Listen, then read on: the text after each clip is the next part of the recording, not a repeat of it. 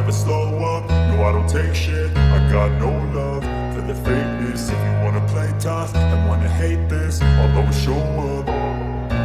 I don't ever slow up, no I don't take shit. I got no love for the fakeness. Dalam chapter sebelumnya, kita melihat berbagai momen epik dan menarik. Contohnya, pertarungan Yamato, Momonosuke, dan Red Scabbard menghadapi Aramaki. Kemudian, kita juga melihat bagaimana sosok Shanks muncul di Wano yang banyak meraih perhatian.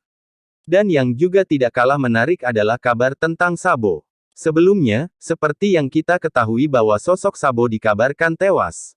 Namun, ternyata nyawa Sabo dalam keadaan baik-baik saja. Bahkan, misinya untuk membebaskan Kuma pun berhasil. Meskipun begitu, Sabo sendiri mendapatkan fitnah di mana dia menjadi kambing hitam atas kematian Nefertari Cobra. Lalu, apa saja hal menarik yang muncul di chapter One Piece 1055? Terdapat sebuah lorong rahasia yang mengarah pada sebuah tangga yang panjang, yang terbuka di bawah tanah. Robin dan Sukiyaki kemudian menyusuri jalan tersebut, bersama Law. Sukiyaki mengaku bahwa dia tidak pernah mengatakan apapun kepada Kaido dan Orochi mengenai keberadaan jalan rahasia ini. Namun, salah satu dari anak buah Kaido, Jack, yang merupakan manusia ikan, mampu menemukan poneglyph tersebut.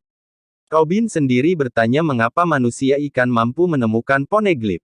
Dan Sukiyaki menjelaskan bahwa akan lebih baik jika Robin dan Law melihatnya sendiri. Hal ini seolah mengonfirmasi bahwa manusia ikan sepertinya memang memiliki peran penting di masa lalu.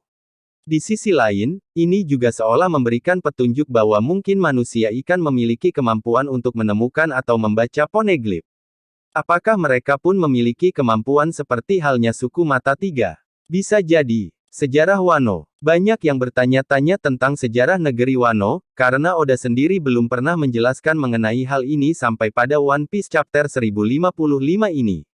Spekulasinya, Wano merupakan sebuah negara atau wilayah yang penting di era abad yang hilang. Selain itu, Wano juga merupakan wilayah yang penuh dengan emas. Berdasarkan penjelasan Sukiyaki sendiri, sepertinya Wano memang merupakan sebuah negara yang penting. Menurutnya, pada zaman dahulu negeri Wano adalah sebuah negara yang sangat besar. Ukurannya 3 kali lebih luas dari negeri Wano saat ini. Lokasi dari negeri Wano sendiri pada awalnya berada tepat di bawah Gunung Fuji.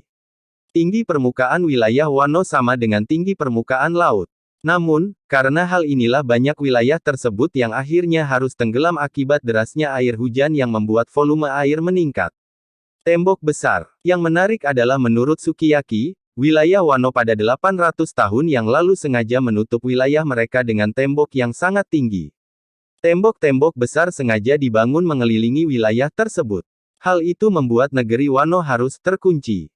Orang-orang akhirnya memutuskan untuk pergi meninggalkan Wano, dan membangun negeri baru. Lokasinya ada sekitar Gunung Fuji, yang mana lokasi dari negeri Wano sekarang. Berdasarkan penjelasan tersebut, inilah yang mungkin menjadi alasan mengapa Wano menjadi wilayah yang terisolasi.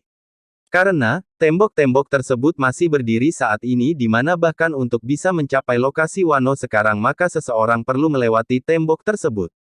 Apa kemudian alasan tembok-tembok tersebut dibangun masih menjadi misteri. Lokasi Road Poneglyph. Para fans sebelumnya meyakini bahwa Road Poneglyph ketiga ada di Wano. Namun, di mana lokasi pastinya sendiri masih misterius. Ada spekulasi yang menyebutkan jika lokasi Road Poneglyph berada di Onigashima. Ada juga yang menyebutkan lokasinya tersembunyi di suatu tempat, yang mana ternyata hal tersebut memang benar. Ternyata Sukiyaki tahu di mana lokasi Road Poneglyph ketiga. Sukiyaki membuka sebuah pintu rahasia yang memberikan akses menuju lokasi Road Poneglyph. Setelah melihat Road Poneglyph tersebut, Robin kemudian menjelaskan bahwa mereka hanya tinggal menemukan satu lagi Road Poneglyph untuk bisa pergi ke Laugh Tale. Artinya, kini misi besar Luffy dan kelompok topi jerami sudah selesai untuk menemukan Road Poneglyph ketiga. Cara mengaktifkan Pluton. Seperti yang kita ketahui, senjata kuno Pluton ternyata bukan ada di Alabasta melainkan di Wano. Sukiyaki mengonfirmasi hal ini di chapter 1053 kemarin.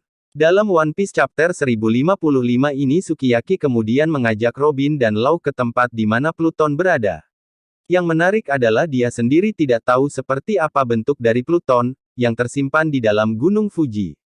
Selain itu, Sukiyaki juga menjelaskan tentang bagaimana cara mengaktifkan Pluton. Untuk bisa mengaktifkan atau menggunakan Pluton, satu-satunya cara adalah membuka perbatasan Wano. Membuka perbatasan Wano artinya menghancurkan seluruh tembok-tembok besar yang mengelilingi Wano. Dengan begitu, Pluton akan bisa mereka gunakan. Inilah alasan mengapa Oden begitu berambisi membuka perbatasan Wano. Haki Shanks. Selain tentang sejarah Wano, yang paling luar biasa dari chapter ini juga adalah konfirmasi bagaimana sosok Shanks adalah pengguna haki terhebat. Hal ini bisa kita lihat bagaimana haki dari Shanks mampu dirasakan oleh Luffy, Zoro, dan yang lain, di mana jaraknya sendiri cukup jauh. Bahkan, Aramaki sendiri mampu merasakan hawa atau haki dari sosok Shanks. Artinya memang haki Shanks sangatlah luar biasa. Seperti yang Kia ketahui, Shanks merupakan karakter dan juga Yonko yang tidak menggunakan kekuatan buah iblis. Namun, dia sangat mengandalkan kemampuan hakinya. Dan sudah banyak momen yang memperlihatkan kedahsyatan dari sosok Shanks dan juga hakinya. Namun, di chapter 1055 ini seolah menjadi konfirmasi yang sangat nyata tentang haki Shanks. Dalam pertarungan antara Shanks dan Aramaki, terlihat bagaimana level kekuatan para admiral yang berada di bawah Yonko. Aramaki pun memutuskan untuk pergi dari Wano, karena dia merasa bahwa kesempatannya untuk menang tidak terlalu besar.